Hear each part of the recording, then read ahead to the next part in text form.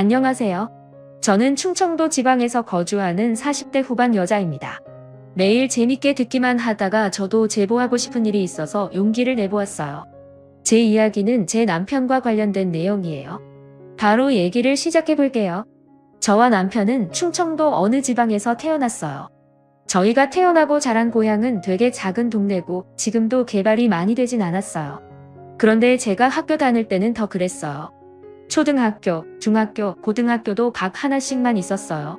그렇게 작은 동네에서 저는 가구 공장을 운영하시는 아빠 밑에서 태어났어요. 공장을 운영하시던 아빠 덕분에 저는 어린 시절에 부러움을 받으며 살았던 기억이 나요.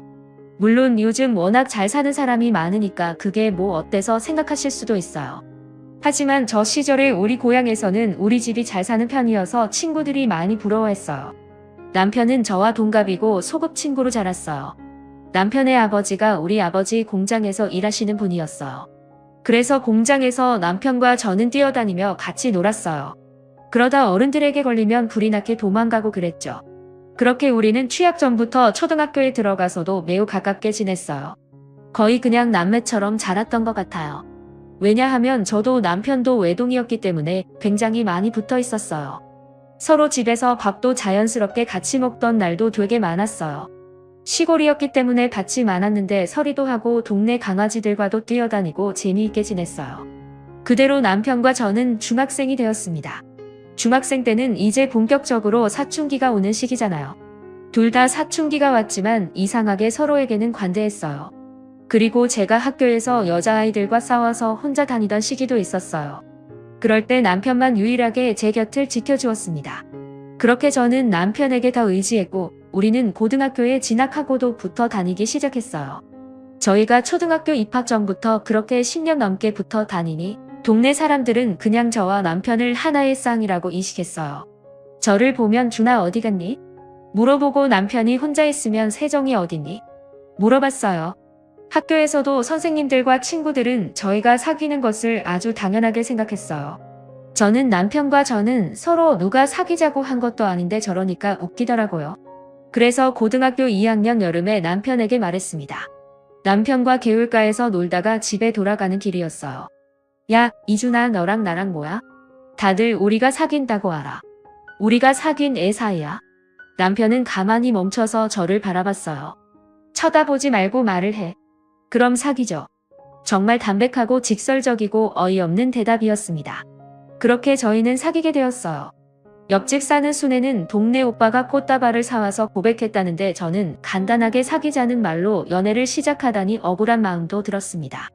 하지만 뭐 어쩔 도리가 없었어요. 왜냐하면 저는 이미 남편을 좋아하고 있었거든요. 그렇게 저희는 사귀게 되었고 그 연애는 계속 지속되었습니다. 사실 남편은 그때도 저에게 이미 큰 부분을 차지하는 사람이었어요. 그래서 옆에 남편이 없다는 사실은 믿고 싶지 않았습니다. 그렇게 저희는 성인이 되었어요. 남편과 저는 대학에 진학하게 되었습니다. 저는 서울에 있는 대학으로 가게 되었고 남편은 인근에 있는 국립대학에 들어가게 되었어요. 저는 사실 거리가 멀어지니까 우리가 잘 사귈 수 있을까 걱정했어요. 그런데 걱정이 무색하게도 남편은 지방에서 서울로 버스를 타고 저를 보러 왔어요. 제가 서울에 올라오고 사실 많이 힘들었습니다. 처음으로 부모님과 떨어져서 살아야 하고 낯선 상황에 많이 놓이게 되니까 적응하는 것이 저에겐 매우 힘들었어요. 그렇지만 남편이 자주 서울에 와주니 버틸 수 있었어요. 그리고 저도 남편의 군대를 기다려주었습니다. 서로 그렇게 힘든 시기에 버팀목이 되어주며 서로의 인생에 좋은 영향을 끼쳤어요. 그리고 저는 대학을 졸업하고 고향에 다시 내려왔습니다. 원래는 졸업하고 서울에서 직장을 다닐 생각이었지만 저는 제가 서울살이와 맞지 않다는 사실을 잘 알게 되었어요. 방학 때마다 고향에 내려왔는데 그때마다 너무 저와 잘 맞더라고요. 서울로 올라갈 때는 너무 막막하고 슬퍼서 매일 울었어요. 그 정도로 서울살이는 힘들었기 때문에 고향에 내려왔습니다. 그리고 서울에서 대학을 나온 경력을 가지고 동네에 보습학원을 열었어요. 아버지와 어머니도 고향에서 4대째 사시고 계셨어서 아는 사람이 매우 많으셨어요. 저는 고향에서 태어나 자랐으니 당연히 아는 사람이 많았어요. 그래서 생각보다 보습학원이 매우 잘 되었어요. 그때쯤 남편은 대학교를 졸업하게 되었습니다. 남편은 전공을 살려서 인근 지역 대기업에 취직하게 되었어요. 고향에서 1시간 정도 걸리는 거리에 있는 회사였어요. 그리고 둘 다 자리를 잡았으니 결혼 얘기가 자연스럽게 나오기 시작했어요. 사실 저 때쯤 저는 이미 결혼은 남편과 해야 한다고 생각했어요. 워낙 너무 어릴 때부터 붙어 다녔기 때문에 다른 남자와 결혼한다는 것은 상상도 어려웠습니다. 그건 남편도 마찬가지였대요. 그리고 제가 시장에 가면 어른들이 그렇게 저한테 말씀하셨어요. 세정아, 너희 식은 언제 올리니? 아예 결혼한다는 그 사실 자체는 확정되어 있었고 식을 언제 올릴지가 관건이었습니다. 저희 부모님도 그렇고 남편 부모님도 그렇고 우리가 결혼하는 것이라는 사실은 이미 확정이었어요. 그렇게 저희는 동네에 있는 하나밖에 없는 식장에서 결혼하게 되었습니다. 정말 저와 남편의 결혼은 동네 잔치였어요. 동네 사람들 모두가 왔다고 해도 과언이 아니에요. 저는 동네에서 보습 학원을 하고 있었으니까 학생들도 많이 왔어요. 타지로 나간 친구들도 다 와서 축하해주고 저희 학생 때 선생님들도 많이 오셨어요. 그렇게 온 동네 사람들의 축복을 받으며 결혼식을 올렸습니다. 아직도 그 결혼식장에서 결혼한 사람 중에 우리 식 하객이 제일 많았다고 하더라고요. 신혼집은 그때 당시 새로 생겼던 아파트에서 시작하게 되었습니다. 친정아버지가 힘을 써주셔서 마냥 감사한 마음뿐이었어요. 저는 그렇게 고향에서 부모님 곁에서 살며 보습 학원을 하며 남편과 행복하게 살기 시작했습니다. 그렇게 1년 후 저는 임신도 하게 되었어요. 임신을 확인하고 얼마나 기뻤는지 몰라요. 그런데 제가 임신을 했는데 입덧이 굉장히 심했어요. 그래서 일을 계속하는 것이 정말 힘들었습니다. 병원에서도 몇 번이나 경고하더라고요. 저는 아이를 너무 지키고 싶어서 보습 학원은 잠시 쉬게 되었습니다. 그리고 진지하게 남편과 거처를 고민하기 시작했어요. 저는 고향에서 계속 살고 싶었어요. 제 삶의 터전이고 또 부모님과 붙어 있으니까요. 남편은 제 의견을 존중해줬습니다. 남편은 그 대신 저에게 말했어요. 나는 여보 더 많이 붙어 있고 싶어. 그런데 지금 출퇴근이 왕복 2시간이 넘으니까 힘들어. 저는 남편의 말을 듣고 정말 안타까웠어요. 남편은 저 때문에 멀어도 고향에서 사는 건데 그 결정이 오히려 남편을 힘들게 하는 것 같아서 마음이 좋지 않았습니다. 그래서 저는 친정아버지를 찾아가서 부탁했어요. 가게 하나를 열어달라고 했습니다. 아버지는 제가 부탁하자 아주 흔쾌히 치킨집을 차려주셨어요. 아무래도 친정부모님이 옆에 계시니까 임신 기간 동안 많이 챙겨주셨거든요. 시부모님도 워낙 어릴 때부터 봤던 분들이라 저를 친딸처럼 여기시던 분들이에요. 몇 번 위험했던 순간들도 있었지만 건강하게 공주님을 출산하게 되었습니다. 남편과 머리를 맞대고 고민한 끝에 아이 이름은 체리미로 지었어요. 부모 마음은 부모가 되어야 안다고 하잖아요. 저는 정말 저 말에 100번 동의해요. 아이가 커가는 모습을 볼 수 있다는 것이 얼마나 행운인지 그때 알게 되었습니다. 남편은 친정아버지의 도움으로 치킨집을 시내에 열게 되었어요. 우리가 학생 때 매일 가서 놀던 곳에 가게를 열게 되니까 기분이 색달랐습니다. 저희가 고등학생 때 같이 학교 끝나고 시내를 돌아다녔거든요. 그래서 치킨집에 교복을 입은 학생들이 오면 어찌나 예뻤는지 몰라요. 저와 남편의 학생 때가 생각나더라고요. 우리 결혼식 때 정말 하객으로 많은 분이 오셨었다고 제가 말했잖아요. 아무래도 시골 특성상 토박이들이 장사해야 사람들이 많이 찾아주고는 했어요. 덕분에 남편의 치킨집도 장사가 잘 되었습니다. 저는 아이가 유치원에 들어갈 때까지는 보습학원을 쉬려고 했기 때문에 남편 치킨집을 자주 도와주러 나갔어요. 아이가 어린이집에서 돌아오면 할 일이 없기도 했고요. 치킨집 운영을 시작하고 바로 옆자리에 분식집이 생겼어요. 분식집 주인은 저와 남편의 동창인 지연이었어요. 지연이도 이 동네 토박이에요. 부모님도 두 분이 아직 고향을 사셔서 저랑도 가깝게 지내던 사이였습니다. 한 가지 안타까운 점은 지연이는 남편과 사별을 했다는 사실이었어요. 지연이는 결혼하기 전에 아이가 생겼는데 결혼식을 올리고 아이 얼굴도 보기 전에 남편이 교통사고로 사망했습니다. 워낙 큰 추돌사고여서 저도 그 사건이 똑똑히 기억나요. 지연이는 수입이 없으니 분식집을 열었다고 했어요. 동창들 옆에 가게를 내서 기분이 좋다고 하더라고요. 그리고 정말 다행인 것이 지연이의 딸 지우가 우리 딸 체림이와 동갑이었어요. 둘이 동갑이고 워낙 동네가 좁으니 둘 다 같은 어린이집에 다녔습니다. 그러다 보니 저는 지연이와 오히려 학창시절 때보다 더 가깝게 지냈어요. 지연이가 가게를 하니까 제가 체림이를 데리러 간 김에 지우도 데리고 하원을 시켜 지연이의 가게에 가서 밥을 사 먹었어요. 지연이는 제가 그럴 때마다 저에게 고맙다고 했지만 서로 돕고 사는 게 이웃이고 친구잖아요. 지연이의 사정을 잘 아니까 일부러 분식집에서 끼니도 많이 해결했습니다. 그리고 힘을 써야 하는 일이 있으면 남편이 가서 도와주었어요. 어차피 다 어릴 때부터 알던 사이여서 서로 의지하며 잘 지냈습니다. 유치원에서 소풍 간다고 하면 치킨집과 분식집을 닫고 아이들 소풍도 따라갔어요. 우리 부부와 지연이는 그렇게 아이도 같이 키우면서 행복하게 잘 지냈습니다. 채림이와 지우도 서로 얼마나 아꼈는지 몰라요. 그러다 저희 아이들이 크면서 초등학교에 들어가게 되었어요. 어느 날 채림이가 저에게 그러더라고요. 엄마, 아빠는 지우 엄마랑도 결혼한 거야? 응? 아니야. 아빠는 엄마랑만 결혼한 거야. 왜 그래? 학교에서 집에 오는데 어떤 할머니가 나에게 엄마가 2명이라 어떡하냐고 그랬어. 에이, 아니야. 아빠한테 물어봐. 채림이 엄마는 엄마 하나야. 채림이 말을 듣고 나니까 감정이 이상했어요. 제가 안쓰러워서 지연이와 가깝게 지냈고 남편도 워낙 어릴 때부터 알던 사이라 좋은 마음으로 같이 다녔던 건데 남들이 볼 땐 안 좋아 보일 수도 있다는 생각이 들더라고요. 그리고 제가 채림이가 초등학교에 입학하며 보습학원을 다시 열었거든요. 그래서 남편 치킨집에 자주 가지 못했어요. 남편을 굳게 믿었고 또 의심하고 싶지 않았지만 채림이가 저렇게 말하니까 또 여자 마음이란 게 마냥 편하지는 않더라고요. 그래서 다음 날 일부러 학원에서 바로 집으로 가지 않고 치킨집으로 퇴근했습니다. 치킨집에 말을 하지 않고 들어갔더니 거기에 지연이가 있더라고요.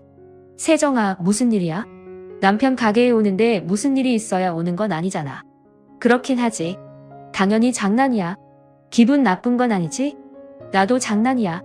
괜찮아. 장난이라고 대답은 했지만 기분은 나빴어요. 남편을 쳐다보니 잘 왔다고 수고했다고 하더라고요. 그렇게 남편과 같이 퇴근하고 집으로 가는 길에 제가 기분이 안 좋아 보이자 남편이 먼저 말을 꺼냈습니다. 혹시 지연이 때문에 그런 거야? 여보, 오해 안 했으면 좋겠어. 정말 나는 여보밖에 없는 거 잘 알잖아. 자기를 의심하는 건 아닌데 그냥 동네에서 말이 나올까봐 걱정돼서 그래. 우리가 어릴 때부터 붙어 다녔던 거 기억나지? 여기 사람들 다 우리 사이 아는데 무슨 걱정이야. 내가 더 잘할게. 너무 걱정하지 마. 남편이 저렇게 말해주니까 마음이 놓이더라고요. 그 뒤로 남편 가게에 몰래 찾아가도 지연이는 잘 보이지 않았습니다. 남편이 말을 잘했나 보다 생각이 들어 고맙더라고요. 지연이 분식집에 찾아가도 지연이는 예전처럼 저를 반겨주었어요. 그래서 속으로 내심 미안한 마음이 들었습니다. 아무래도 지역이 좁아서 제가 더 걱정했었어요. 시골 사셨던 분들은 다들 공감하실 텐데 지역사회가 굉장히 좁거든요. 워낙 작은 일로도 소문이 금방 퍼지니까 저도 모르게 계속 조심하는 경향이 있었습니다. 예를 들어 제가 말 한마디를 하면 하루 만에 소문이 다 퍼지더라고요. 또 아무래도 제가 보습학원을 운영하니까 더 그랬던 것 같아요.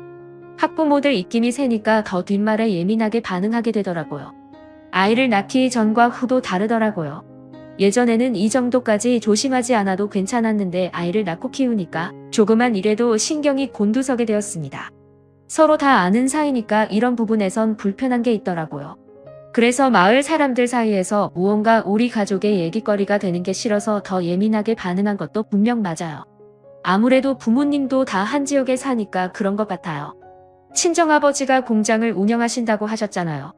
동네 사람 중에 공장에 다니시는 분들이 꽤 있으세요. 그래서 어딜 가도 공장 딸 하면서 아는 척을 하시거든요.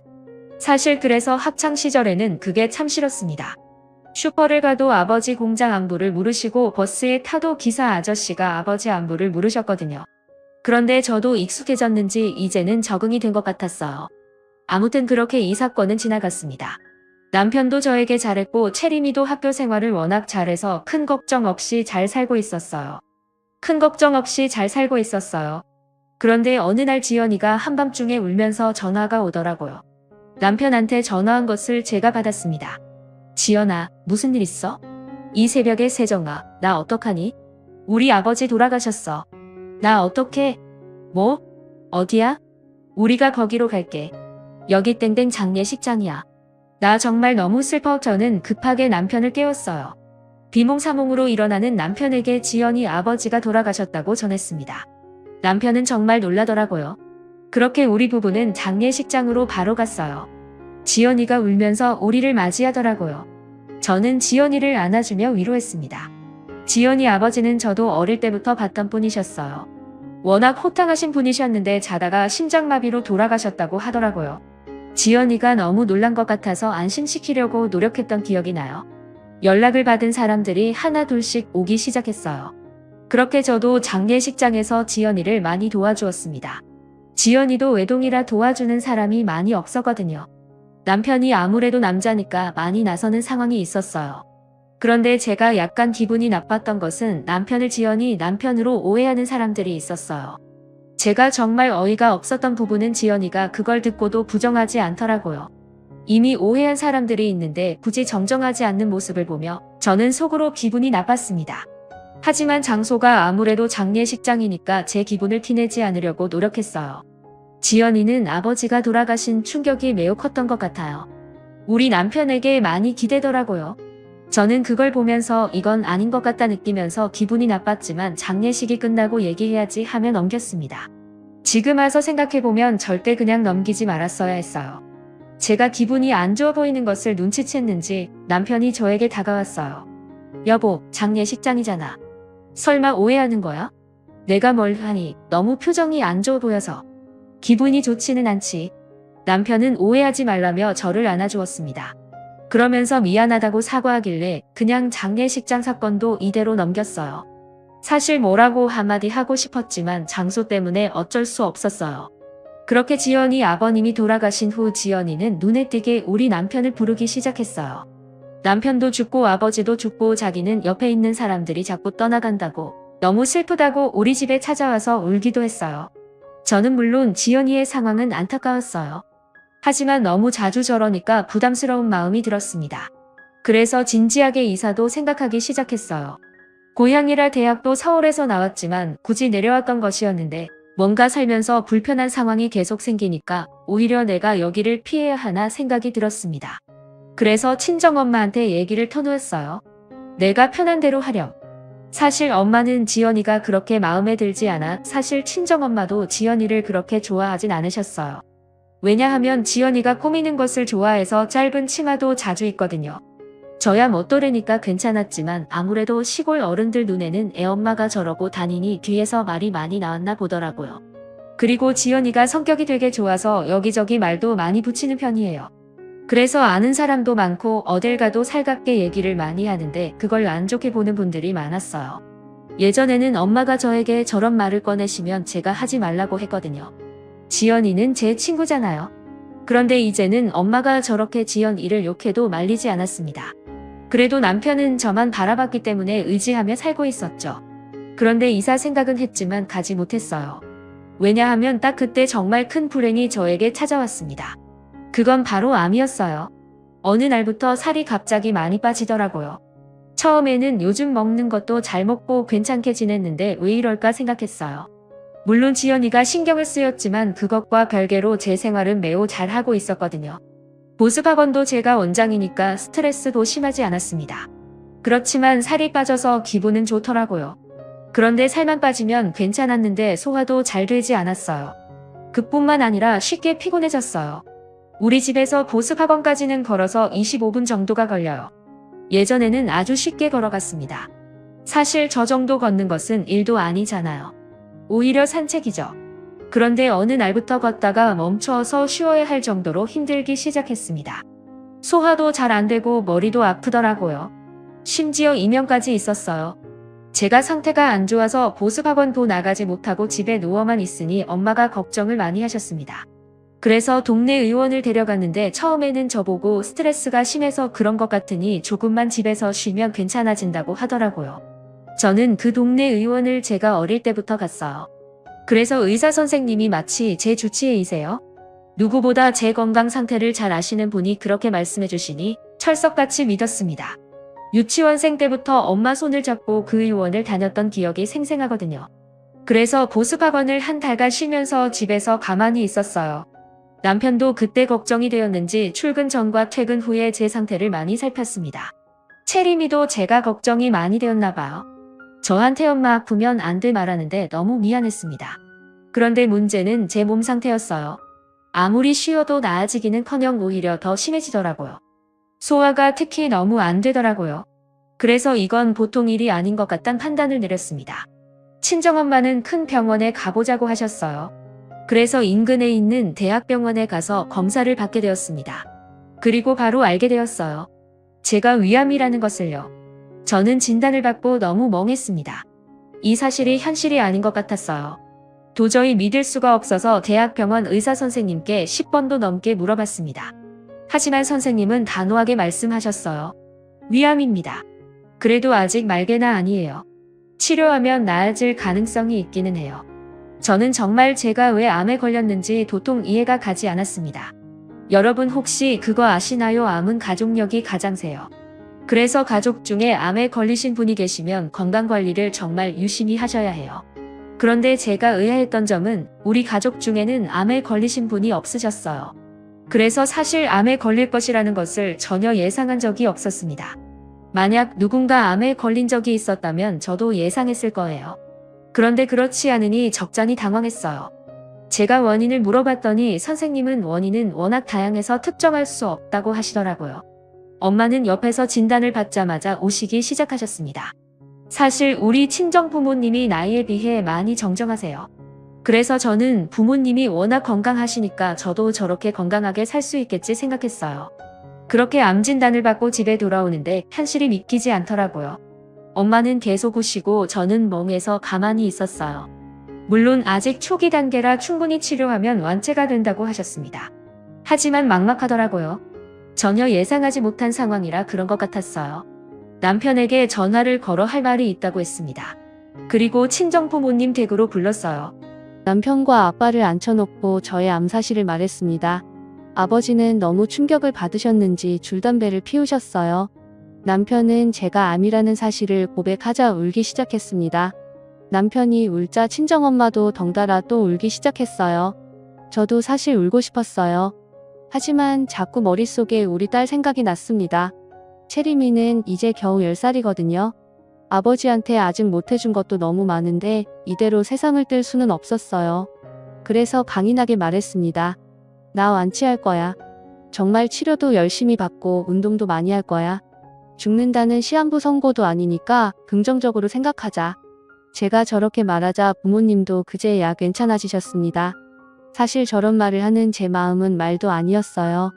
일부러 저렇게 말하긴 했지만 어찌나 막막했던지 몰라요. 채림이에게는 어떻게 알려야 할지 고민이 되었습니다. 그래도 사실대로 말하는 것이 가장 좋다고 생각해서 집으로 돌아가서 침착하게 말했어요. 채림이는 예상대로 울기 시작했습니다. 엄마 죽어, 엄마 죽으면 나는 죽어, 나는 어떻게 살아. 저를 끌어안고 엉엉 우는 채림이를 달래며 말했어요. 엄마 안 죽어. 치료 받으면 살 수 있어.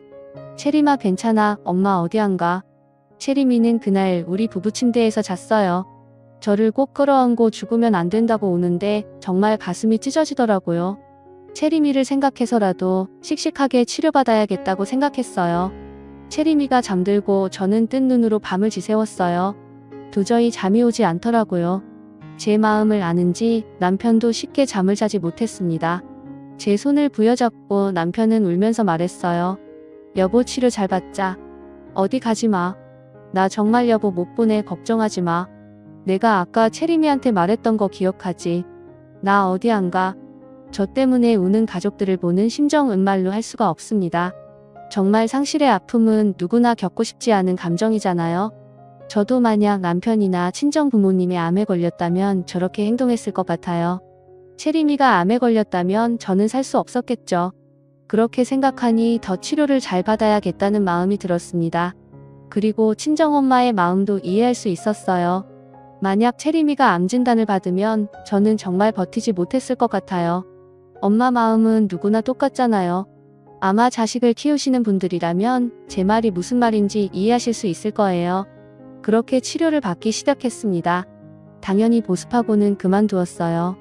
거짓말을 하기는 싫어서 사실대로 제가 암에 걸려서 그만두게 되었다고 했습니다. 그랬더니 예상 밖의 일이 일어났어요. 글쎄 학부모님들과 학생들이 파티를 열어주었습니다. 꼭 완쾌하고 다시 보습학원을 열어달라는 파티였어요. 사실 말하기 전까지는 걱정도 많이 했거든요. 저는 정말 암 진단을 받았을 때보다 전날 더 많이 울었습니다. 그리고 다들 저를 많이 걱정해 주더라고요. 인류애가 이런 것이구나 느꼈습니다.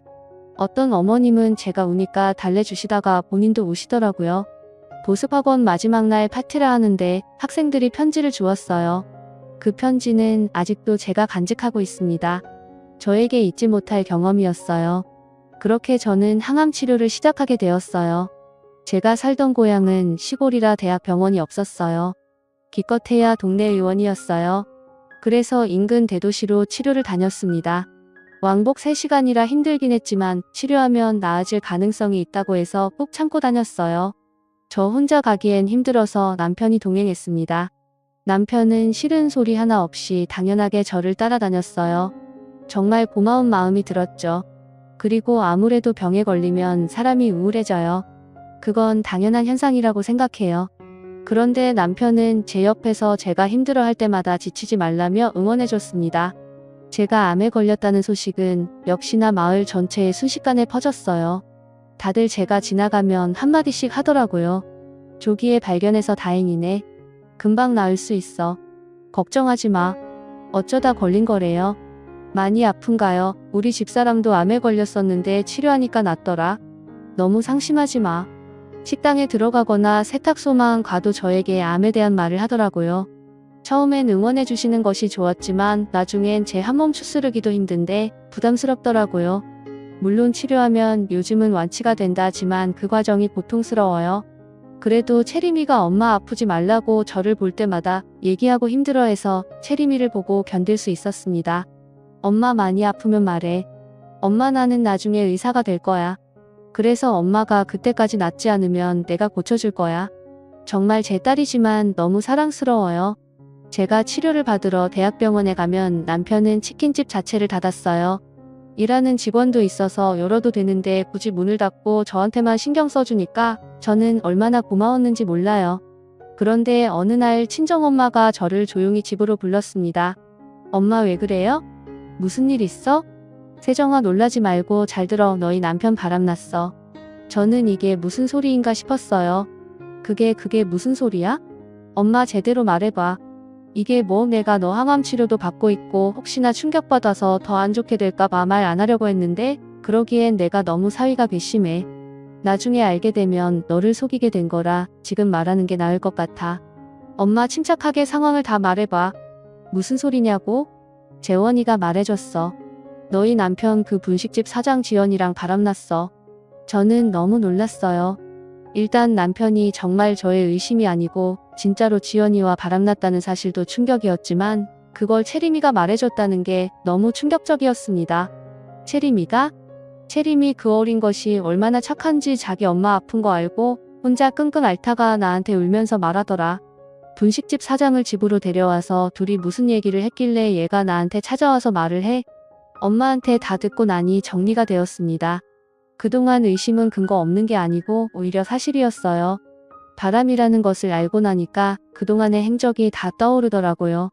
지연이가 치킨집에 자주 간다는 사실은 저도 알고 있었지만 제가 그렇게 불편한 티를 내니까 몰래 만났던 거였어요.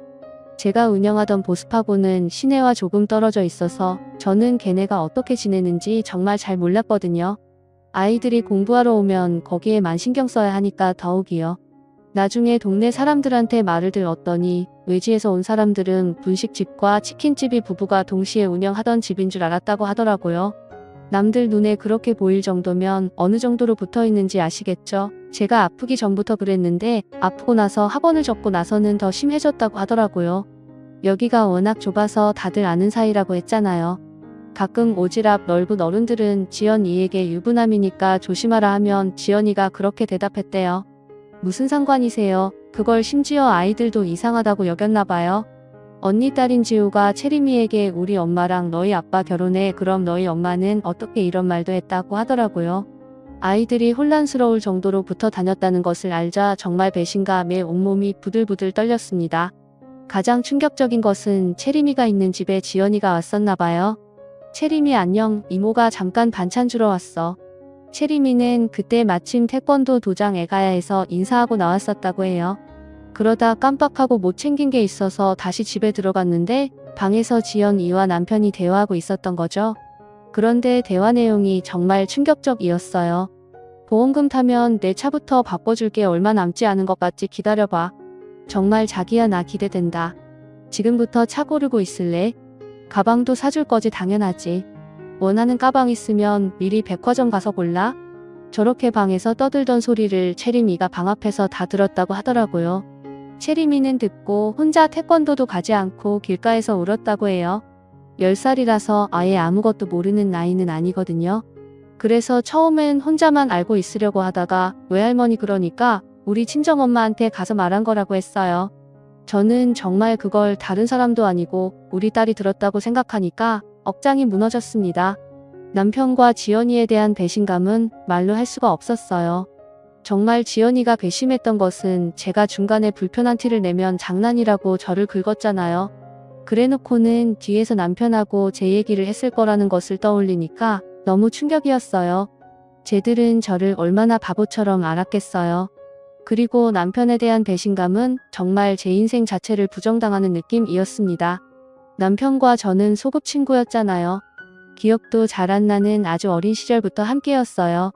미취학 아동 시절부터 학창 시절 내내 붙어 다녀서 그냥 남편은 제 전부였습니다. 저는 남편만큼 저를 이해해주는 사람은 이 세상에 없다고 생각했어요. 힘든 일이 있으면 남편에게 가장 먼저 말하고 기쁜 일이 있어도 남편에게 가장 먼저 전했어요. 저는 당연히 제 인생의 한 부분을 아니 어쩌면 모든 부분을 차지했다고 생각했는데 정말 너무 충격이더라고요. 제 앞에서는 제가 암에 걸렸다니까 손을 부여잡고 울고 또 언제는 밥을 먹다가 혼자 우는 거예요. 제가 너무 당황해서 여보 갑자기 왜 우는 거냐고 물어보니까 남편이 울면서 말했어요. 이런 평범한 일상이 나중에 가면 그리워질까봐 그게 무서워. 나는 여보랑 채림이랑 이렇게 평생 행복하게 도란도란 살고 싶었는데 갑자기 밥을 먹다가 저러니까 저도 너무 당황했지만 말이 너무 슬퍼서 그 말을 듣고 같이 울었습니다. 채림이도 당연히 울었고요. 이렇게 셋이 밥 먹다가 울기도 했었는데 그게 다 가식이라는 거잖아요. 배신도 이런 배신이 있을까요? 저는 엄마한테 내 남편이 바람났다는 사실을 듣고 정말 멍했습니다. 화를 낼 기운도 없고 그냥 이게 현실이 아니었으면 좋겠다는 생각만 들었어요. 그리고 제 눈으로 직접 확인해야 할 것 같았어요.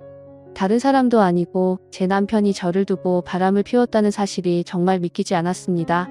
물론 채림이가 말한 거니까 틀린 말은 아닐 것이고 저도 몇 번이나 이상하다고 생각했지만 그게 의심으로 남을 때랑 직접 확인하는 것은 완전히 다른 얘기잖아요. 그래서 바로 그 길로 남편 치킨집으로 갔어요. 여보 무슨 일이야? 오늘 집에서 쉰다며? 저는 그런데 남편이 웃으면서 저를 보니까 눈물이 나오더라고요. 차마 확인받고 싶지 않았던 마음이 커서 그랬던 것 같아요. 만약 물어봐서 그게 사실이라면 저 웃음조차 거짓이라는 거잖아요. 저는 정말 그래서 그냥 치킨집 한가운데서 갑자기 울음이 터졌습니다. 손님들도 있었지만 그건 신경 쓰이지 않았어요. 그냥 제 감정이 우선이었습니다. 여보 왜 그래 많이 아파 지금 병원 갈까 남편이 달려와서 제 어깨를 감싸며 물었어요. 그런데 순간 역겨운 마음이 들더라고요. 제 앞에서는 이렇게 연기를 하고 뒤에서는 또 지연이에게 차를 사주니 가방을 사주니 그런 얘기를 한다는 거잖아요. 그래서 남편의 손을 뿌리치고 단도직입적으로 물었습니다. 야 너 바람났어. 그것도 지연이라 네가 사람이야. 말하다 보니 화가 급속도로 올라오더라고요. 그래서 소리를 지르며 말했어요. 바람 네가 날 두고 바람 미쳤어. 남편은 심하게 당황하더라고요. 무슨 소리야. 아니 내가 무슨 바람이야 말이 되는 소리를 해? 왜 그래 정말 많이 아프면 병원에 가자. 남편은 저를 억지로 밖으로 데리고 나왔어요. 가게에 손님들이 있어서 그런 것 같았는데 저는 참을 수가 없었습니다. 지연이가 다 말했어. 네가 지연이한테 내 보험금으로 가방 사고 차도 사준다고 했다며? 야 네가 인간이야. 남편은 진정하고 집에 가서 얘기하자고 했어요. 길거리에서 사람들이 다 쳐다봤지만 알바 아니었습니다. 친정엄마가 제가 걱정됐는지 따라오셨나 봐요. 옆에 와서 제 남편을 밀치고 울면서 말했어요. 지연아 정말 네가 어떻게 그래. 다른 사람도 아니고 네가 내 딸 어떻게. 남편은 심하게 당황했어요. 저는 치킨집 바로 옆에 있는 분식집으로 향했습니다. 어느덧 사람들이 많이 모여 있었어요. 다들 한마디씩 하더라고요. 진짜 바람이야. 대박. 그럴 줄 알았어. 아니 어쩐지 분식집 사장이 그렇게 치킨집에 많이 들어가더라. 저는 분식집 문을 열었는데 글쎄 지연이가 안에 있으면서 문을 잠갔더라고요. 문이 투명해서 안이 다 보였는데 싱크대 밑에 숨었는지 손님들만 당황해서 어쩔 줄은 몰라더라고요. 안에 있던 손님이 문을 열어줘서 저도 안으로 들어갔어요. 야, 이지연, 나와. 친정엄마도 들어와서 지연이를 같이 찾았습니다. 역시나 싱크대 밑에 있더라고요. 제가 지연이에게 네가 어떻게 그러냐고 따지니까 지연이는 생각보다 덤덤했어요. 아니, 오히려 뻔뻔했어요. 저렇게 뻔뻔해야 유부남과 바람이 나는가 봐요. 너희 남편이 내가 좋다는데 어떡하니? 그럼 남편 관리를 잘하던가? 너 그게 나한테 할 말이야. 못할 말은 아니잖아. 그리고 가게 나가줬으면 좋겠는데 계속 그러고 있으면 영업방해로 경찰에 신고할 거야. 너무 뻔뻔한 모습에 저는 눈물이 나왔습니다.